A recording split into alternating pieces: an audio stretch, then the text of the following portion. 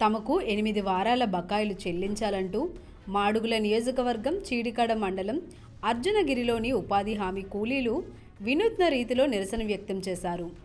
పని ప్రదేశంలోనే మన్ను తింటూ ఆందోళన వ్యక్తం చేశారు.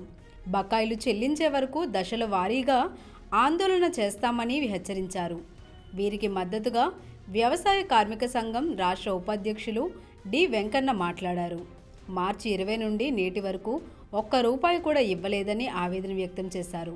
ఇందులో పనిచేస్తున్న ఉద్యోగులకు సైతం జీతాలు చెల్లించడం లేదని, దీని పర్యవసానం తీవ్రంగా ఉంటుందని హెచ్చరించారు. ఉపాధి హామీ పథకం అమలు అస్తవ్యస్తంగా మారిందని దుయ్యబట్టారు. రాష్ట్ర వ్యాప్తంగా 28 లక్షల శ్రామికుల కుటుంబాలకు 900 కోట్ల రూపాయల మేర కూలీ డబ్బులు బకాయిలు ఉండడంతో కూలీలు ఆకలితో అలమటిస్తున్నారని ఆవేదన వ్యక్తం చేశారు.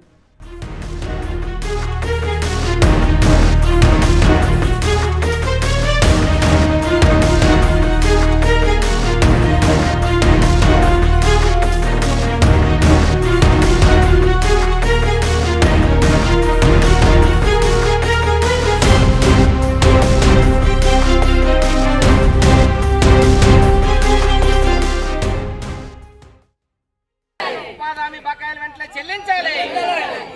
600 కూలీ 200 రోజులు పని కల్పించాలి. 600 కూలీ 200 రోజులు పని కల్పించాలి. కట్టా గుణపం పారా మంచినీళ్ళ డబ్బులు ఇవ్వాలి. కట్టా గుణపం పారా మంచినీళ్ళ డబ్బులు ఇవ్వాలి. సమ్మర్ అలవెన్స్ ఇవ్వాలి. సమ్మర్ అలవెన్స్ ఇవ్వాలి. ఉపాధి హామీ చట్టం ₹1,00,00,000 కోట్లు కేటాయించాలి.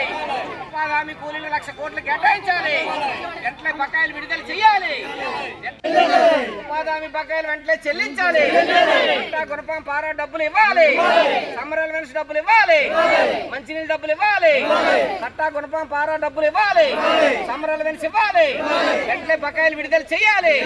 వెంటనే బకాయిలు విడుదల చేయాలి. బకాయిలు విడుదల చేయకపోతే మన్ను తిని బతకాలా? బకాయిలు విడుదల చేయకపోతే మన్ను తిని బతకాలా?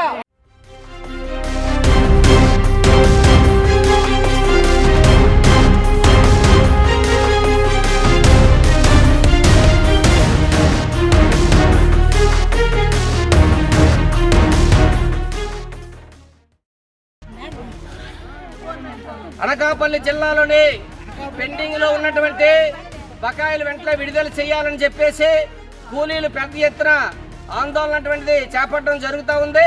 ప్రధానంగా చూసినప్పుడు మార్చి 20వ తారీఖు నుండి ఈ రోజు మే 16వ తారీఖు వరకు ఉపాధి కూలీలకు ₹1 కూడా బకాయిలు పడలేదు.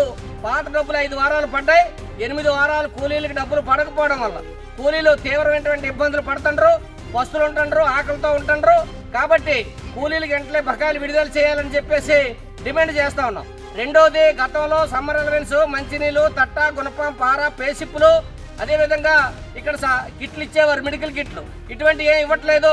మండు టెంట్లో పనిచేసేటువంటి కూలీల్ని ఈ ప్రభుత్వం సోమరపోతుల కింద చూస్తుంది. దుర్మార్గంగా ఈ దుర్మార్గమైనటువంటి చర్య.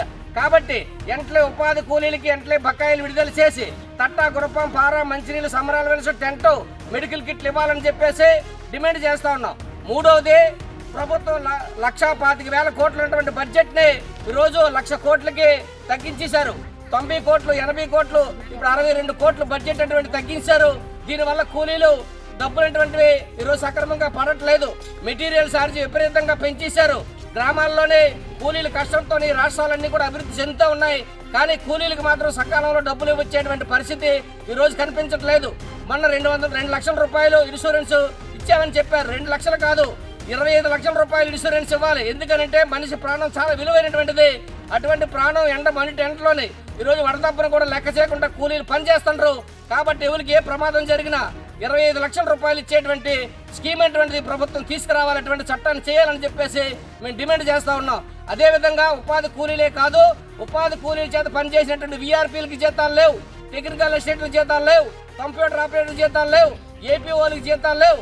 ఈ వ్యవస్థని పూర్తిగా కేంద్ర ప్రభుత్వం పూర్తిగా నిర్వీర్యం చేయడం కోసం తీవ్రమైనటువంటి ఇబ్బందులు పెట్టి కూలీలే ఈ పని మాకు అక్కర్లేదు, మేము చేయలేమని చెప్పేటువంటి పరిస్థితికి ఈ రోజు ప్రభుత్వం తీసుకొస్తుంది.